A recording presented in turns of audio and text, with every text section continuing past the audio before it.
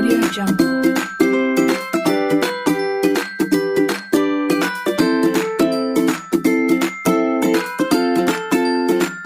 Audio Jungle.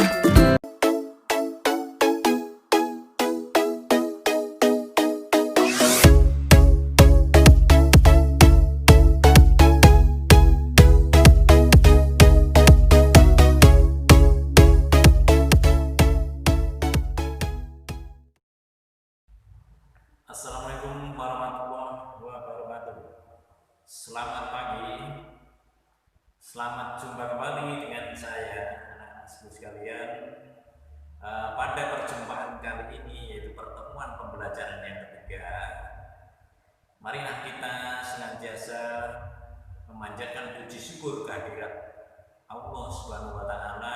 Mudah-mudahan di pagi ini kita selalu diberi kesehatan, tak kurang suatu apa. Sebelumnya marilah kita selalu berdoa kepada Tuhan Yang Maha Esa. Mudah-mudahan apa yang kita cita-citakan bisa tercapai dengan baik. Kemudian tentunya sebelum mulai pelajaran, kalian masih ingatkan bahwa di masa pandemi corona ini kita harus terus menerapkan protokol kesehatan, yaitu dengan cara memakai masker. Maaf untuk saya ini jauh dengan Anda, tidak perlu memakai masker. Tetap memakai masker, menjaga jarak. Mudah-mudahan apa yang kita lakukan ini sebagai upaya yang bermanfaat dan kita selalu selamat dan terjaga kesehatan kita. Untuk itu marilah kita lanjutkan dengan pertemuan yang ketiga ini, yaitu pembelajaran PPKN. Mari kita siapkan bersama-sama laptop Anda, HP Anda. Mudah-mudahan kita nanti bisa bertemu dalam waktu yang singkat, menghasilkan sesuatu yang lebih baik dan banyak. Terima kasih. Oke, anak-anak semuanya di rumah, kita melanjutkan pembelajaran PPKN pada pertemuan yang ketiga. Pada pagi hari ini kita akan membahas tentang pelanggaran hak dan pengingkaran kewajiban menurut nilai-nilai Pancasila. Oke. Adapun pada hari ini kita akan mencapai suatu tujuan pembelajaran, yaitu ini, perhatikan. Pada tujuan pembelajaran yang keempat, yaitu tentang ini yang saya lingkari. Setelah memahami informasi tentang hak dan kewajiban warga negara, peserta didik mampu mengetahui upaya pencegahan pelanggaran hak dan pengingkaran kewajiban dengan baik. Jadi sekali lagi, ini tujuan pembelajaran kita pada hari ini. Setelah memahami informasi tentang hak dan kewajiban warga negara, peserta didik mampu mengetahui upaya pencegahan pelanggaran hak dan pengingkaran kewajiban dengan baik. Baiklah, dipersiapkan peralatannya, HP, laptop yang perlu dicatat-catat, ya, diperhatikan dengan baik karena pertemuan kita ini waktunya singkat. Harapan saya adalah dalam waktu yang singkat memperoleh pemahaman yang lebih baik, lebih banyak. Oke, kita lanjut. Hak dan kewajiban warga negara Indonesia. Tentunya kalian masih ingat pada pembelajaran yang lalu bahwa hak dan kewajiban warga negara Indonesia ini diatur dalam Undang-Undang Dasar Negara Republik Indonesia tahun 1945. Kita nanti akan membahas mengenai hak dan kewajiban warga negara terhadap negara, kemudian juga negara, hak dan kewajiban negara terhadap warga negaranya. Oke, kita lanjut. Kita bahas terlebih dahulu adalah hak dan kewajiban warga negara Indonesia terhadap negara.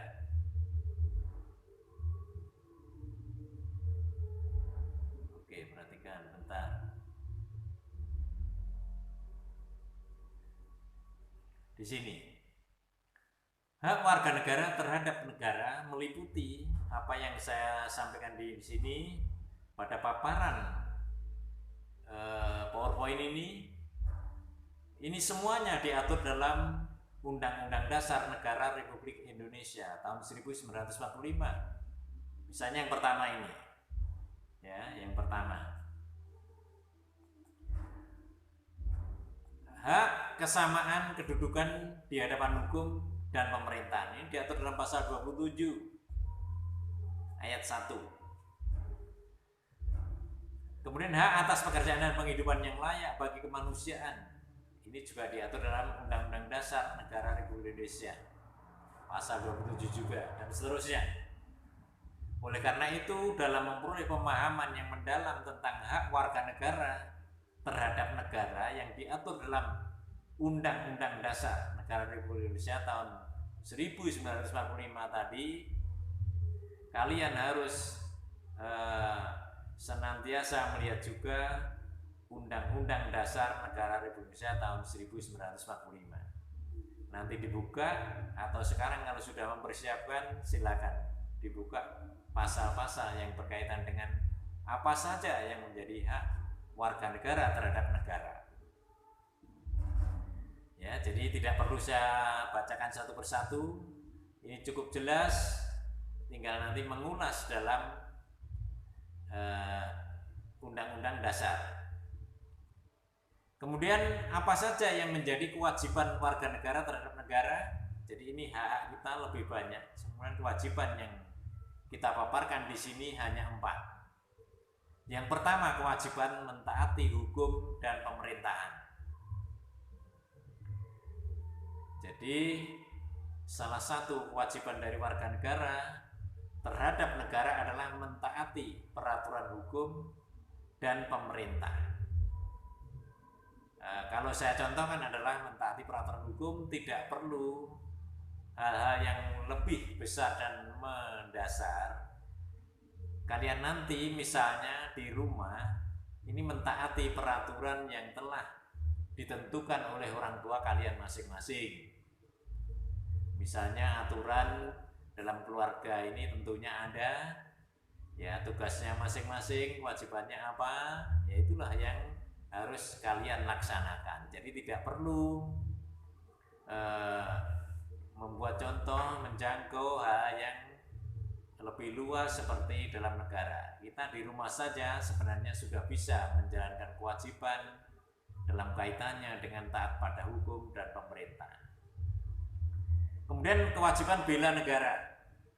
Jadi bela negara ini adalah wajib hukumnya bagi semua warga negara yang memenuhi syarat, wajib melaksanakan bela negara. Oke, nanti kalau kita buka di Undang-Undang Dasar kita adalah pasal 30. Semuanya diatur di sana. Apa syaratnya untuk bela negara, itu semuanya diatur. Ya, jadi ini semuanya. Kemudian yang terakhir, kewajiban dalam usaha pertahanan dan keamanan negara.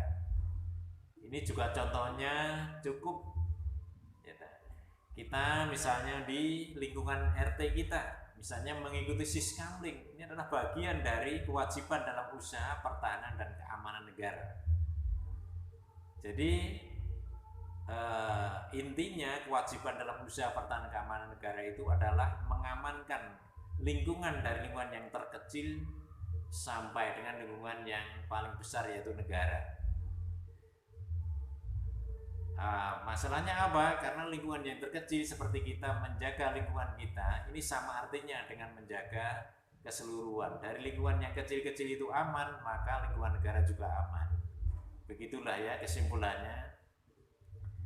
Jadi sekali lagi, inilah paparan tentang hak dan kewajiban warga negara terhadap negara.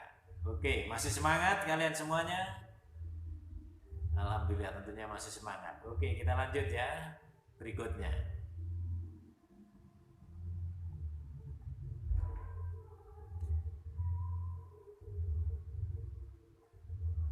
Lanjut lagi.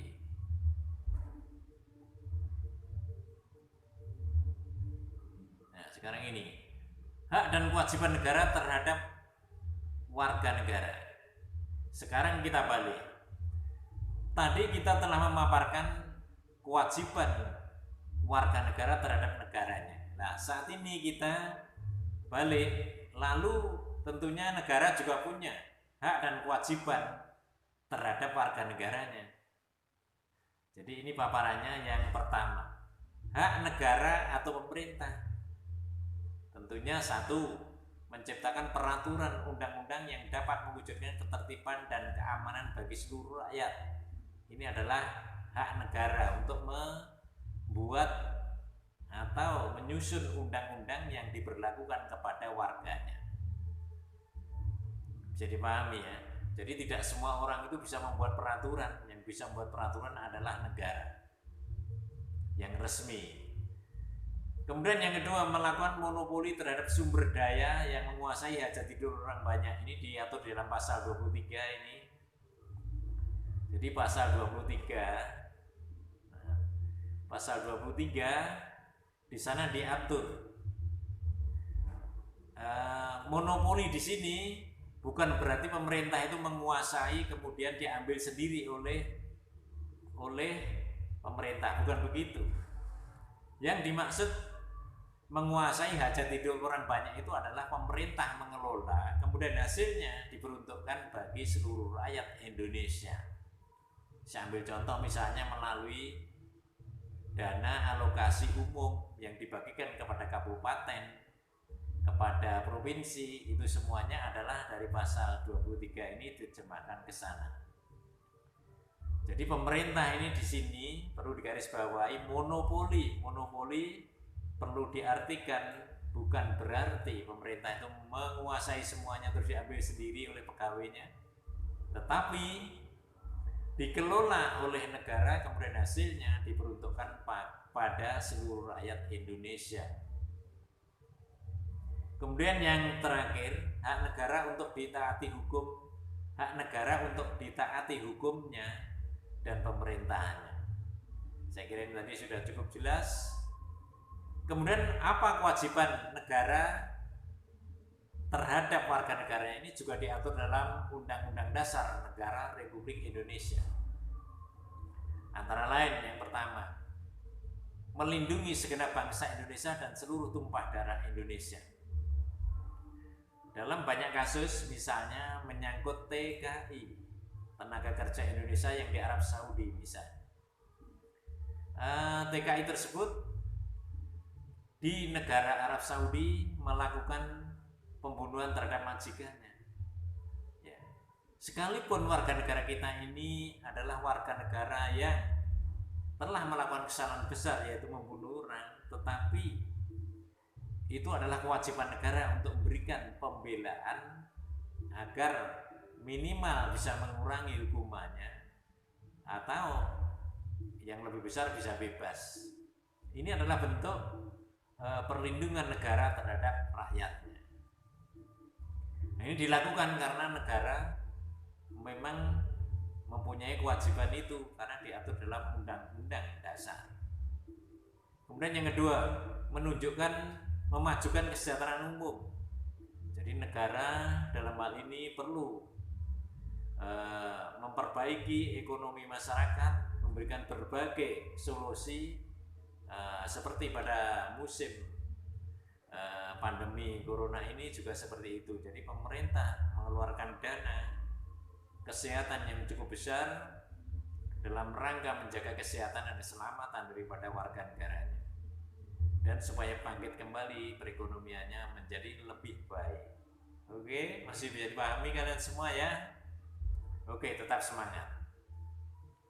Kemudian yang ketiga, mencerdaskan kehidupan bangsa melalui pasal 31. Di sana diatur bahwa pengajaran itu diperuntukkan bagi seluruh masyarakat Indonesia. Nanti jalurnya akan berbeda-beda. Kalau seperti kalian adalah jalur pendidikan formal. Ini contohnya bahwa negara mempunyai kewajiban mencerdaskan kehidupan bangsa. Ya, dari segi pembiayaan memang belum bisa menggratiskan semuanya. Ya, tapi setidak-tidaknya pemerintah sudah berupaya untuk mencerdaskan kehidupan bangsa. Kemudian yang terakhir, ikut melaksanakan ketertiban dunia berdasarkan kemerdekaan abadi, perdamaian sosial dan keadilan sosial. Ini adalah kewajiban negara terhadap warga negaranya yang diatur dalam Undang-Undang Dasar Negara Republik Indonesia. Oke, kalian tentunya sudah memahami betul apa yang kita bahas bersama tadi mengenai hak dan kewajiban warga negara. Berikutnya nanti adalah kalau kalian masih belum jelas, bisa ditanyakan melalui Google Classroom, bisa juga melalui WA atau email kalian. Tapi saya batasi 3 pertanyaan saja. Jangan bertanya semua, nanti bisa HP-nya ini bisa gak kuat nanti. Oke. Sekali lagi tetap semangat, tetap belajar di rumah dengan menjaga kesehatan, terus tingkatkan kewaspadaan dalam menghadapi pandemi corona ini. Mudah-mudahan kita semua selalu di bawah lindungan Tuhan Yang Maha Esa. Oke.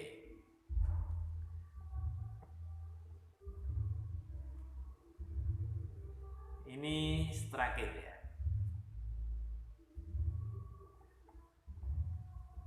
Untuk menambah daripada wawasan kalian, hak dan kewajiban warga negara dalam nilai-nilai Pancasila sebenarnya sudah dicantumkan di sini. Hak-hak kita dalam nilai-nilai Pancasila sebagai dasar negara. Misalnya nilai ketuhanan yang Maha Esa, nilai ketuhanan yang Maha Esa atau nilai dasar di sini memang sebenarnya tidak secara jelas diatur. Lalu bagaimana nanti hubungannya dengan nilai-nilai Pancasila dalam kaitannya dengan hak dan kewajiban warga negara? Oleh karena itu di kelas 10 dulu tentunya kalian sudah, kelas 10, kelas 11 sudah disinggung juga bahwa nilai Pancasila ini untuk lebih jelasnya menjadi abstrak, ini kan masih abstrak. Untuk menjadi lebih jelas atau menjadi lebih rinci, ini dijabarkan ke dalam nilai-nilai instrumental, yaitu Undang-Undang Dasar. Sebenarnya ini tadi adalah materi pada awal, tapi tidak apa-apa. Jadi kaitan antara 3 nilai dalam Pancasila itu ada 3 nilai, yaitu nilai dasar, yaitu nilai yang sifatnya masih abstrak, ya, belum operasional. Sedangkan yang kedua adalah nilai instrumental, nilai yang sudah merupakan penjabaran dari nilai dasar. Di sini berbentuk undang-undang atau peraturan perundang-undangan. Kemudian nilai yang terakhir adalah nilai praktis atau nilai praksis. Di sini adalah praktek-praktek dalam kehidupan sehari-hari. Oleh karena itu, mempelajari hak dan kewajiban warga negara dalam nilai-nilai Pancasila harus mempelajari 3 nilai ini sebagai satu kesatuan yang utuh, tidak boleh dipisah-pisahkan. Ketiganya mempunyai hubungan yang erat. Bahwa nilai dasar yang masih bersifat abstrak seperti nilai ketuhanan, di sini belum ada apa perintahnya, untuk apa kita, ini belum jelas. Nah, nanti setelah dijabarkan ke dalam nilai instrumental, di sini ada cukup jelas nanti. Misalnya pasal 29 ayat 1. Gitu. Di sana dijelaskan bahwa warga negara mempunyai hak untuk memeluk agama dan menjalankan ibadah agama sesuai dengan agama dan keyakinannya masing-masing. Ya, jadi seterusnya saya tidak akan membahas lebih banyak tentang isi daripada nilai-nilai ini. Yang jelas kalian harus pahami bahwa ketiga nilai ini saling berkaitan erat, yaitu kaitannya adalah seperti ini. Dengarkan baik-baik, bahwa nilai dasar yang masih bersifat abstrak dijabarkan ke nilai instrumental yang sudah memiliki kejelasan. Kemudian untuk melakukan praktek ini didasarkan pada nilai-nilai instrumental Ya, jadi demikian tadi hubungannya antara ketiganya. Jadi seperti itulah bahwa Pancasila ini sebagai dasar negara, sebagai ideologi negara, sebenarnya menjadi dasar negara yang sangat baik tingkatannya untuk ya, kalangan internasional, bahwa kalau kita melaksanakan nilai-nilai yang baik dalam instrumental ini, otomatis kita melaksanakan Pancasila sebagai dasar negara. Oleh karena itu, tolak ukur daripada baiknya nilai Pancasila nanti ditentukan oleh sikap dan perilaku dari warga negara bangsa Indonesia. Semakin baik sikap dan perilaku warga negara Indonesia, maka semakin baik pula pelaksanaan daripada nilai-nilai Pancasila. Jadi ini kiranya penjelasan saya untuk memperoleh pemahaman seperti pada tujuan pembelajaran tadi, yaitu bahwa kita nanti semakin akan menyadari bahwa hubungan antara hak dan kewajiban ini sangat berkaitan erat dan bisa dilaksanakan secara seimbang. Bahkan orang mengatakan dalam kehidupan sehari disebut 3S, serasi, selaras, seimbang. Jadi apabila manusia sudah melaksanakan hak dan kewajibannya secara seimbang, itu bisa dikatakan sebagai warga negara yang baik, sebagai manusia yang standarnya sudah cukup, sudah baik, begitu ya. Saya kira sampai di sini dulu perjumpaan kita. Bisa kita lanjutkan di lain kesempatan, mungkin minggu depan. Sekali lagi dengan pemahaman yang singkat ini, mudah-mudahan kalian memperoleh ilmu yang lebih luas, lebih lebar, menambah wawasan kalian. Maka jangan lupa Anda tetap bersemangat membaca referensi-referensi yang berkaitan dengan materi yang saya sampaikan, dengan browsing di internet. Tapi sekali lagi jangan melupakan buku. Mengapa kalian harus membaca buku? Karena buku adalah jendela ilmu pengetahuan yang ilmu-ilmu yang ada di dalamnya itu sudah teruji dengan baik, sudah diteliti berkali-kali, berulang-ulang. Nah, bedanya dengan yang Anda peroleh di internet, ini sangat berbeda. Kalau di internet ini masih banyak. Kita harus memilah-milah mana yang positif, mana yang negatif. Kalau buku, ini sudah tentu dirancang, disusun, dibuat oleh penyusun buku. Di sana banyak positifnya, banyak pembelajarannya. Oleh karena itu, pesan dari saya selaku pengajar PPKN, jangan lupa kalian tetap membaca buku pokok, buku paket yang telah kalian pinjam itu untuk memperkaya pengetahuan kalian. Saya kira itu dulu ya. Sekali lagi mohon maaf apabila ada kata yang tidak berkenan. Saya sampaikan terima kasih. Wassalamualaikum warahmatullahi wabarakatuh. Tetap semangat. Audio Jungle.